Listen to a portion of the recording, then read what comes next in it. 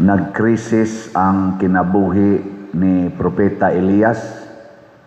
Nagkrisis pod ang kinabuhi sa mga Israelita atong panahona. Gisgutan sa atong unang pagbasa. Dili lang krisis sa pagkaon, kay nag-famine man to sila, wa naman muuwan. Krisis pa gyud sa relasyon, kay nag-away Elias, batok, hari, o mga propeta sa hari. Ang atong nasod karon nagkrisis pod. Dili lang krisis sa pagkaon, nga ni arabay El Nino sad, unya krisis pod sa relasyon.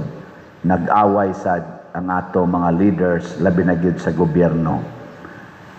Lingiyay mo tupad, inawa ka magkrisis. Nawa nagkrisis? Krisis? Problema?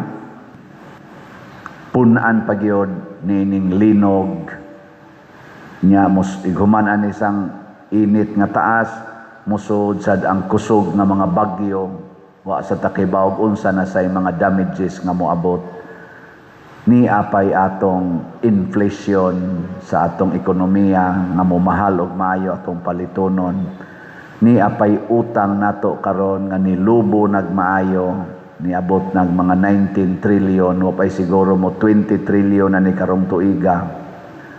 Galisod gani tagbayad atong 6 trillion, ni gumbol gani ang mga tao nga paghumas termino ni anhing naman former President Duterte tungod sa COVID-19, tungod sa kadtong mga ubang mga dagkong hitabo sa atong nasod o sa kalibutan, napunan og another 6 adidewa mapunig 6 trillion, mga 4 trillion, iabot og 12 trillion ang atong utang pag naog ni President Duterte.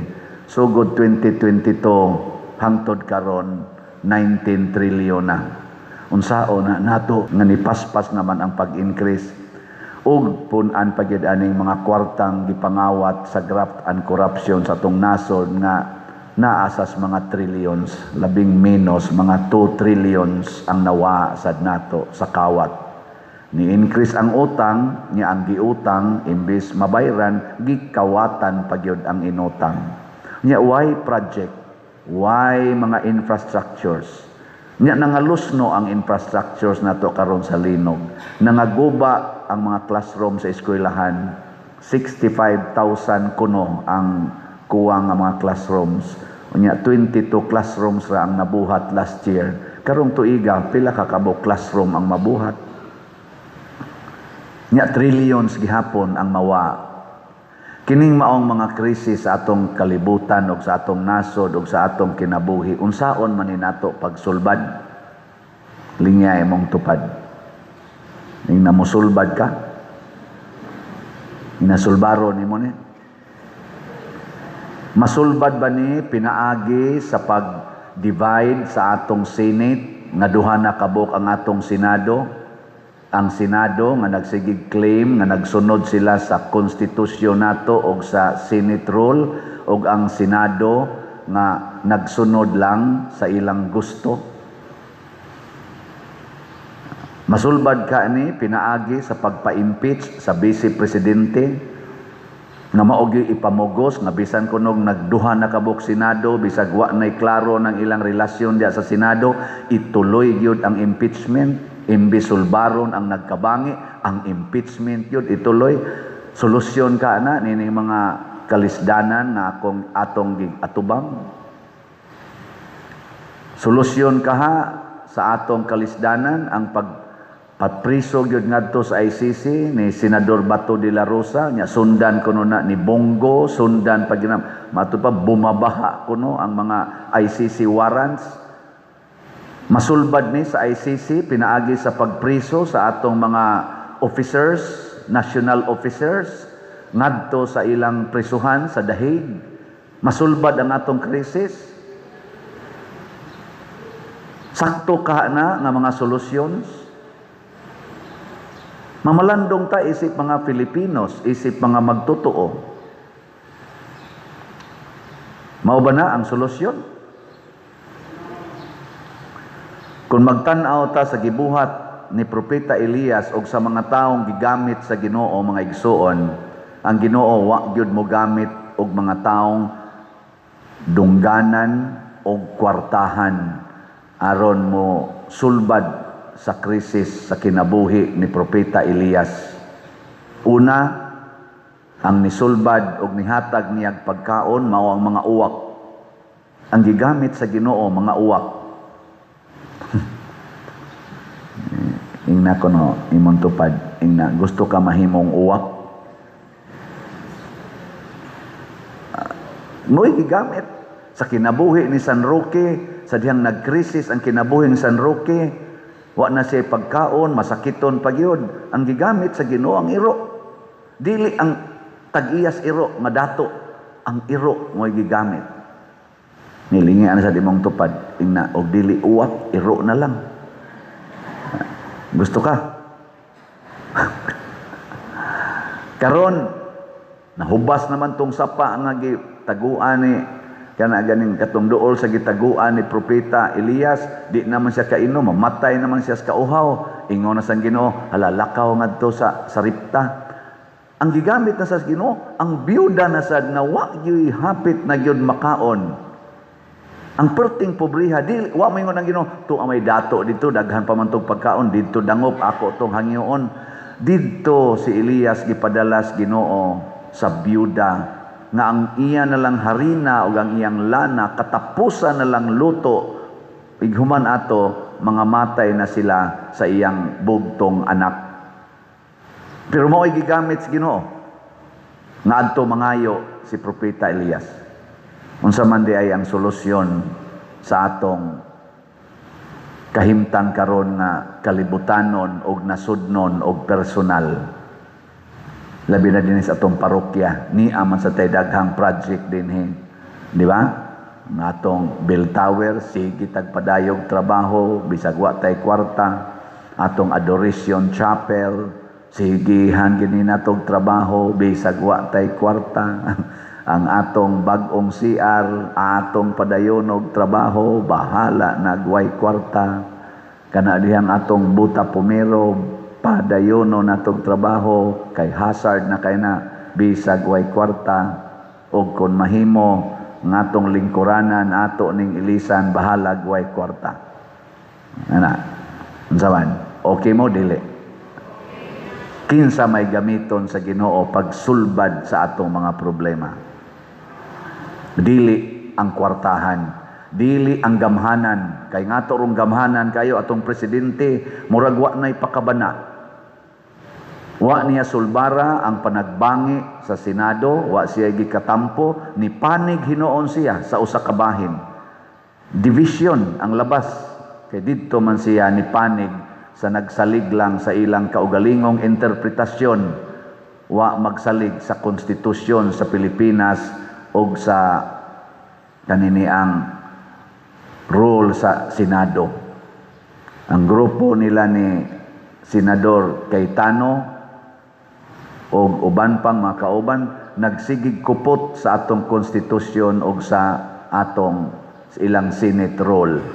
Pero ang pikas dili makakupot sa atong konstitusyon o Senate role. Tuwa sila ni kupot sa katong murag gibasihan nila mga 1935 pa o 1940s nga desisyon pero dili konstitusyon. Sa ato pa dili pa to doktrina sa balaod. Mao na siya ang gipanigan sa atong Malacañang. Divided ta, mga gamhanan kay na sila diha.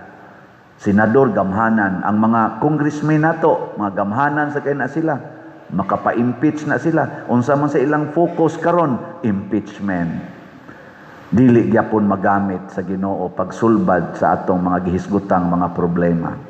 Kinsa may gamitos Ginoo, sama sa uwak, sama sa iro, sama sa byuda, kadtong mga tao nga kamaong manghatag.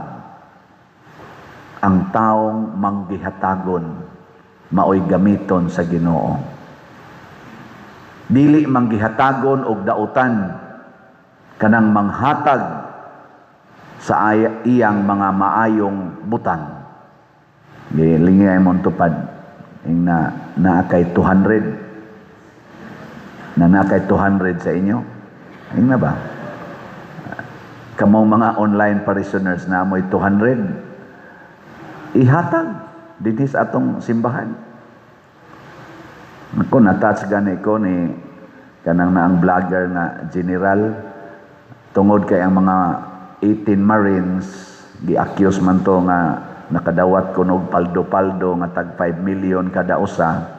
Nya ni testimonya ang mga Marines nga lisod magani mig pa-ospital sa akong pamilya nga nasakit, matay gani ang akong sa to inahan din ito amang gani may kabayad sa lungon, nagtampo-tampo naman lang ni ana nya ning raise og funds kana si General Makanas ba na sanan kana nas vlogger kuan lang 2 days man lang tingali nakadawat siya og 100 mga 20,000 kapin gikan sa mga tao nga nanghatag na ay tag 5 pesos 1 kanang 10 pesos 50 pesos ngadto sa iyang GCash nga gipakita og niabot dayon aning amount ta iya dayon gideposito sa bank accounts nga maoy makaabot ngadto sa mga 18 Marines.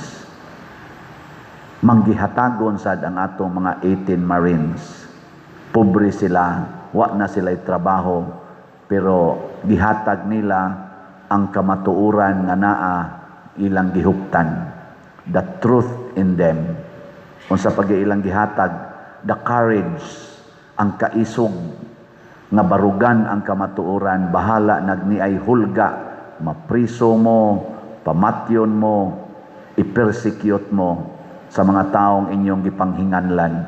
Sunan bago ganay lang gipanghinganlan mga Romualdez, Vicente Soto, Trillanes, ICC, Sandro Marcos, ug daghan pa ilang gipanghinganlan, Laila de Lima, kada yung ditso gid ba, tinuod ba nigdili? Kinahanglan susihon kay og bakak priso tanan. Unya sad og dili sad bakak masuko sad to mga Erwin Tulfo, ngenana ilang gipanghinganlan, masuko sad na karon gani pailan sila daghang kaso. Pero manggihatagon sila.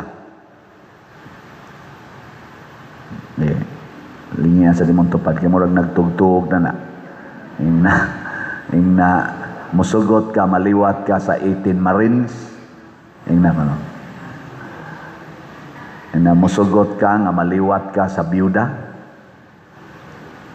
mao ni atong problema ang nasod nato naay trillions of money pero gikumkum ang dakong porsyon niini sa mga dili mosunod sa Ginoo, mga taong hakog, mga taong daw, mga taong walay katagbawan sa kwarta, sa gahom ug sa dungog, ug sa bisyo. Walay katagbawan. Subo palandongon nga atong kapwa Pilipino, daog-daogon sa kapwa Pilipino, nga nagdaog-daog, taliwa sa atong krisis nga giatubang. Karon gani na inahitabo sa Davao nalusno sama sa nahitabo nato dinhi dias Bugong na asay na kon wa pa ta kahibaw amot nahibaw na ba mo pilay casualty ana nanginahanglan na sa tagpanghatag pero maghuwat gitag naay malusno maghuwat gitag naay linog maghuwat gitag naay bagyo una pa ta manghatag kinahanglan yung naay mga matay una pa ta manghatag naay mabanlas sa baha una pa ta manghatag pero guwap ay baha maghimo ta ghost flood control maghimo ta og substandard flood control unya ini kabaha na manghatag na ta una-una ka na ninyo ay mga politicians wa mo maluoy sa atong nasod mga senador kamong naas Congress perti na mong hago og butar ninyo perti na mong hago og bayad og buhis hapit ta ng gihimo nato, gipalit nato, gikaon nato, gigamit nato, gibuhisan, nya inyo lang himuo ng mga ingon ana. Maluoy sa kamoy. May pang-uwak ninyo.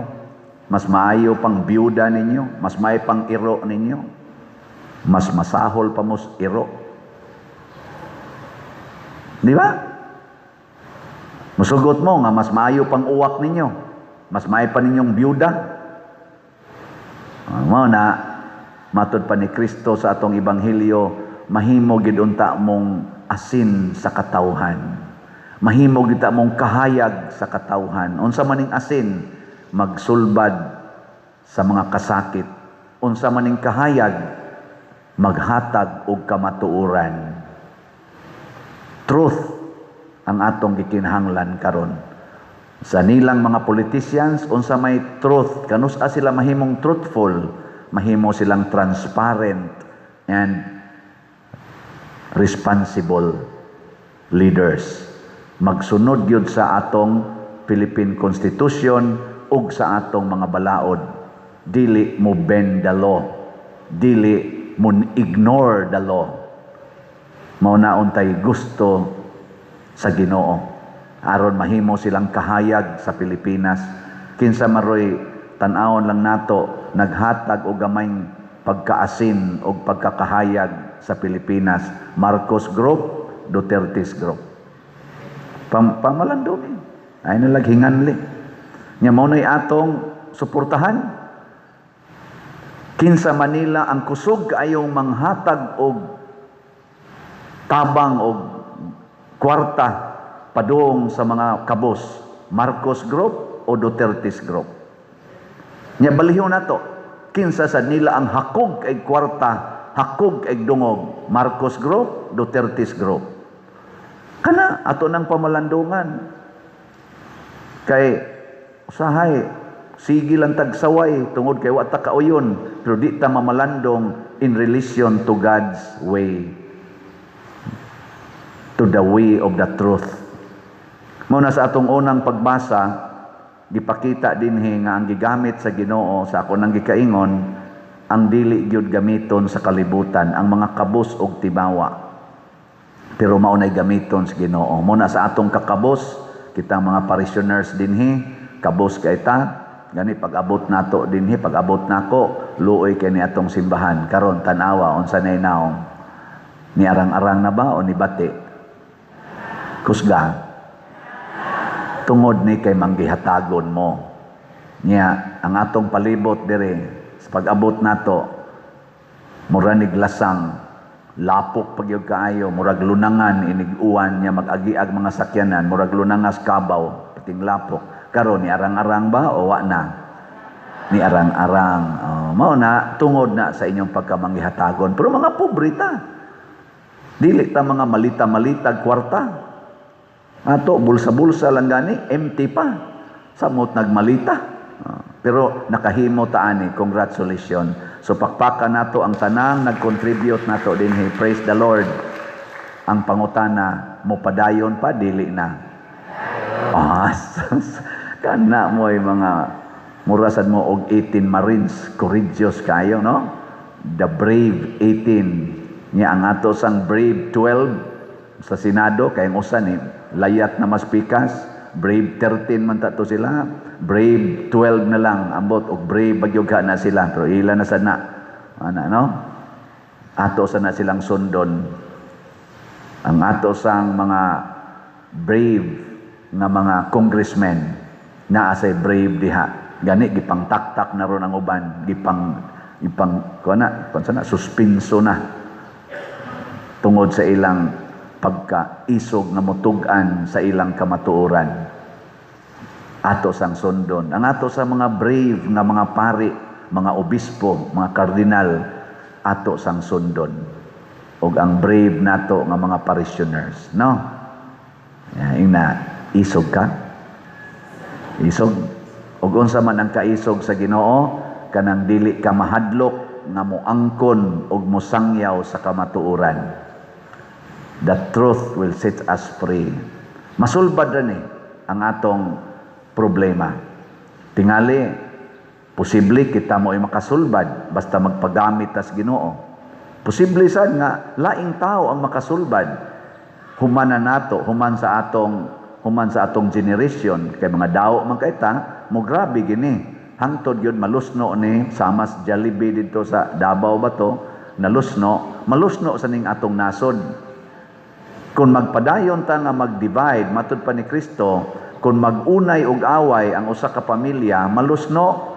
Kung ang usa ka nasod magunay og away, malusno.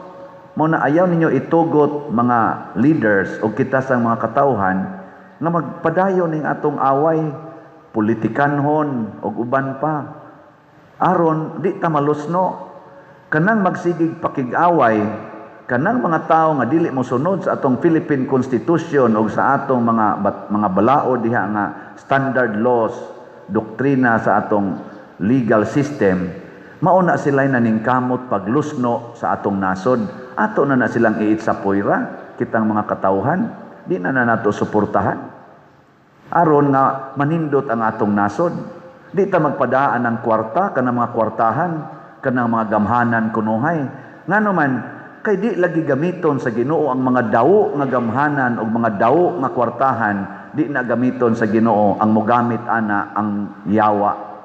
Mauna ang nakapalisod karon sa atong nasod, ang mga kwartahan o mga gamhanan, kinsay nakabungkag sa atong soberenya, nga gisudlan lang tas ICC, warrant of arrest dayon, kinsa man ana. Ang mga kwartahan, magpakyaw pamangganig private plane para sakyan sa ilang gidakop. Lisod mga sila hatag og pagkaon ana mga piniriso diha, kita pamangay magsigig feeding ana diyang atong piniriso, pero makapakyaw sila og private plane para ipada ngatos dahig ang ilang dinakop. Ingon ana sila kawaldas mo gasto diin ka atong kwarta hagikan. Kamo na lay pamalandong.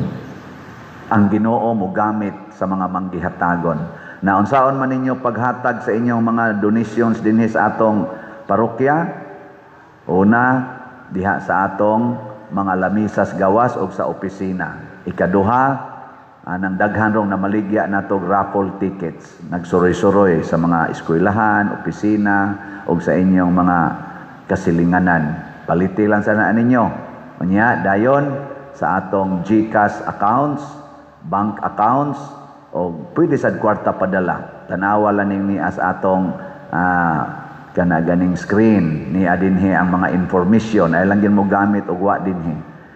O pwede sad sige mog support, view, like, share, subscribe sa akong YouTube channel kay ang YouTube muhatag gina natog share sa ilang income sa atong mga vlog. Kaluis Ginoo uban sa inyong pagtabang. Daghan-daghan man tag mga subscribers ni abot naman nig 293,000 o magsige lang gid mo og tan-aw nya share gawas nga makapadan-ag tas atong kahayag sa kamatuoran og sa pulong sa Ginoo ngadto sa daghang mga tao pinagi sa inyong pag-share maka-income sa tado na sa tay share sa income mga magamit nato para gyapon sa atong parokya ug para sa ubang nanginahanglan. Mga igsuon, ang pagkamanggihatagon o pagkadyusnon maoy makapasulbad sa daghang problema sa kalibutan. Mawa na ganing atong pagkamanggihatagon, malusno gid ta samas mga nalusno ron sa linog, sa baha ug uban pa. Tungod aning mga yawa ug mga yawanon nga miatake nagmaayo sa kalibutan labi na sa atong nasod. Last na lang lingi sa imong tupad. Ingna bahala nagmamatay ko, manghatag yun ko. Sige na. Bahala nagmamatay ko. Total tiwasono naman sa manghatag yun ko. Sige. Ito na ta.